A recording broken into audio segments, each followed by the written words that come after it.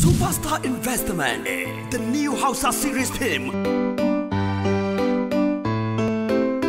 Dakata TJ, na faɗa muku ina son ta ina ƙaunarta kuma sai na same ta. Ban taɓa neman abu a duniya na rasa ba. Domin ina da burin in cika ma iyayenmu alƙawarin da suka yi akan ta yi karatu. Na kamu da san ɗalibi a cikin makarantar nan. San Tesir ya farmake ni.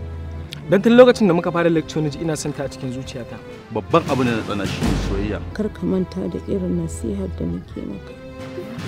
Kai, wannan wani irin dan wulakanci ne kaf makarantar nan daga malamai har ɗalibai. Babu wanda bai san irin rashin mutuncin da yake tatawa ba. Sadiq sunan shi. Kai dai sai ki yi hankali da samaran jami'an nan. Daga zuwan ki zaki fara soyayya? Ba na son ki kula kowane saurayi a wannan makarantar. Ya siya tikitin barin wannan makarantar. Bai san ko musu waye a makarantar nan ba.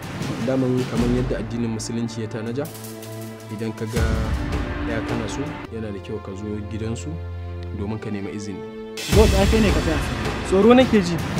Ka san yaran masu kuɗin nan suna da wulakanci. Ka san iyayenmu sun ce labarin zuciya a tambaye fuska. Farmakin is all about law between the rich and the poor. Blesses the trust with yet another blockbuster.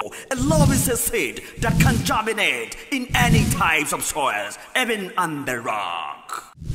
Farmakin Na rantsa da sarkin da ke busa numfashi. Ko gwamna ne da kansa. Zan keta masa gidan mutunci domin in kare nawa. Haka irin bakakken kallon da take maka. Wallahi dole ka nuna mata Gamji University ta kace wallahi.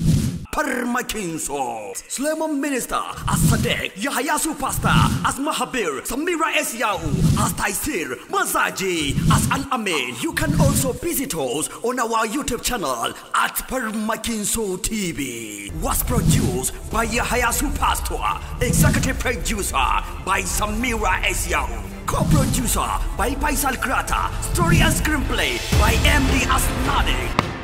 Me kake ce mata? Me ka ake nin gaya mata?